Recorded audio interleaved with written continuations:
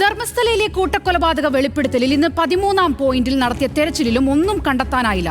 GPR സിഗ്നലിന്റെ അടിസ്ഥാനത്തിൽ 8 അടിയോളം താഴ്ചയിൽ 2 കുഴിയെടുത്ത് പരിശോധിച്ചെങ്കിലും ഒന്നും ലഭിക്കാത്തതിനാൽ ഇന്നത്തെ തെരച്ചിൽ അവസാനിപ്പിച്ചു. ഇതേ പോയിന്റിലെ ശേഷിക്കുന്ന ഭാഗത്തും കുഴിയെടുത്ത് പരിശോധിക്കണമെന്നാണ് സാക്ഷിയുടെ ആവശ്യം.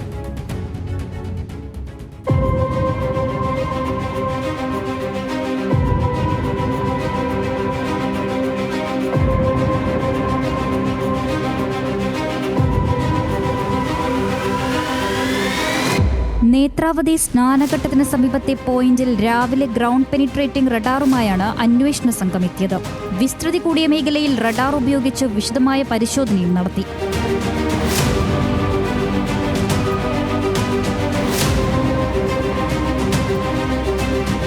പുഴയിലെ ചെക്ക് ഡാമിന് സമീപത്തായി 2 സ്ഥലങ്ങളിൽ സിഗ്നൽ കണ്ടെത്തി. 2 പോയിന്റുകളും 10 അടിയിലേറെ താഴ്ചയിലായിരുന്നു. ഇതോടെ 2 JCBകൾ സ്ഥലത്തെത്തിച്ചു.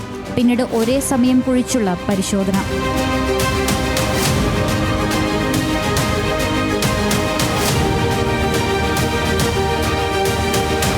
ഓരോ ഘട്ടത്തിലും സൂക്ഷ്മമായി തെരച്ചിൽ നടത്തി. ഓരോ തവണ കുഴിയിൽ നിന്ന് മണ്ണ് പുറത്തെടുക്കുമ്പോഴും പരിശോധിച്ചു. 8 അടി എത്തിയപ്പോൾ വെള്ളക്കെട്ട് രൂപപ്പെട്ടു. മോട്ടോർ ഉപയോഗിച്ച് വെള്ളം പമ്പ് ചെയ്യാൻ ശ്രമിച്ചെങ്കിലും സാധിച്ചില്ല. രാത്രി ഏറെ വൈകി പരിശോധന തുടർന്നെങ്കിലും ഒന്നും കണ്ടെത്താനായില്ല. ഇതോടെ ഇന്നത്തെ തെരച്ചിൽ അവസാനിപ്പിച്ചു.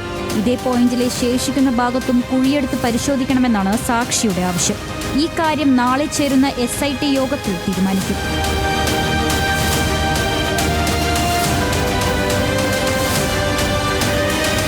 ന്യൂസ് മലയാളം, ധർമ്മസ്ഥല.